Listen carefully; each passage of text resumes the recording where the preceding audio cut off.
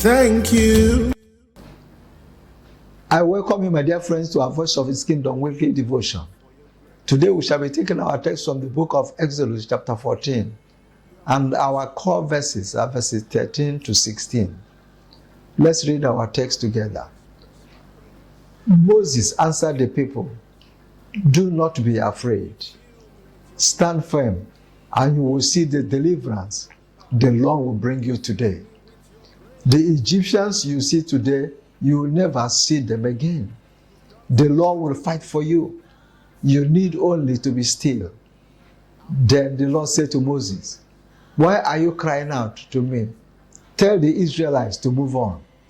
Raise your staff and stretch out your hand over the sea to divide the water, so that the Israelites can go through the sea on dry ground." My dear friends, let's look at the background to the text we have just read. Pharaoh and his army were relentless. As soon as the Israelites left Egypt and there was some respite in the land of Egypt, Pharaoh took some of his best soldiers and pursued them in the desert and got very close to overtaking the Israelites by the Red Sea.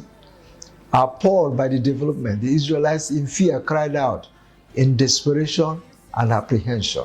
In verse 11, they cried out to Moses, "Was it because there were no graves in Egypt that you brought us to the desert to die? What have you done to us by bringing us out of Egypt?"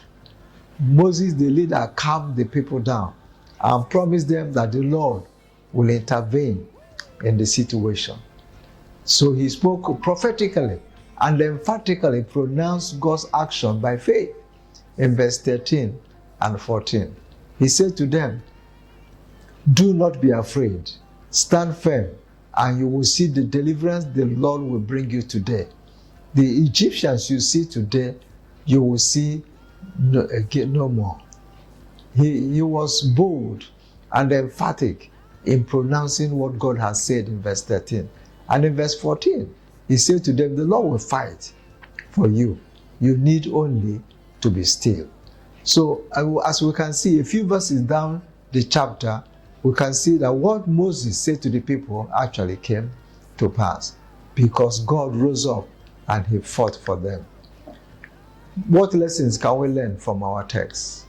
Number one, we can see that Moses' character and capacity to lead the people were tested here by the trials the people faced. But he did not rely on himself, but rather he relied on God. He told the people what God said he would do. He told them the Lord will bring deliverance and the Lord will fight for them. Zechariah chapter 4 verse 6, he says, "This is the word of the Lord to Zerubbabel, not by might, nor by power, but by my spirit, says the Lord Almighty." So that's the first lesson that we can see from our text. The second lesson, God will always provide a way of escape in all temptations, no matter how great or grave it is. Moses and Israel were in very difficult predicament, but God divided the Red Sea so they could cross over to safety. 1 Corinthians 10 verse 13, it says, "No temptation has seized you except what is common to man, and God is faithful. He will not let you be tempted beyond what you can bear. But when you are tempted, he will also provide a way out so that you can stand up under it." That's the second lesson. The third lesson for us, you got to know, is that Satan doesn't quit. He doesn't quit. He's very persistent. So we must always be prepared for fresh battles.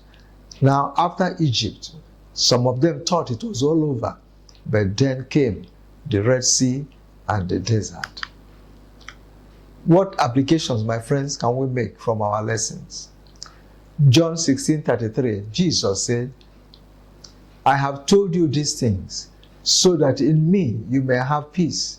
In this world you will have trouble, but take heart, I have overcome the world." So, my friends, we need to consciously and intentionally put on the full armor of God So we'll be able to withstand the flaming arrows of the devil whenever his trials and his arrows come against us, that we'll be able to stand because we have put on the full armor of God. So let's learn also to look up in times of trial and not to look down. Let's look up, because like the psalmist says, I will look up to the hills. Where does my help come from? Our help comes from the Lord. Your help will come from the Lord. And as you look up, a word from the Lord, as we saw in the case of Moses, is enough to assure you of victory and to calm you down. Thank you, my dear friends, for listening. God bless you.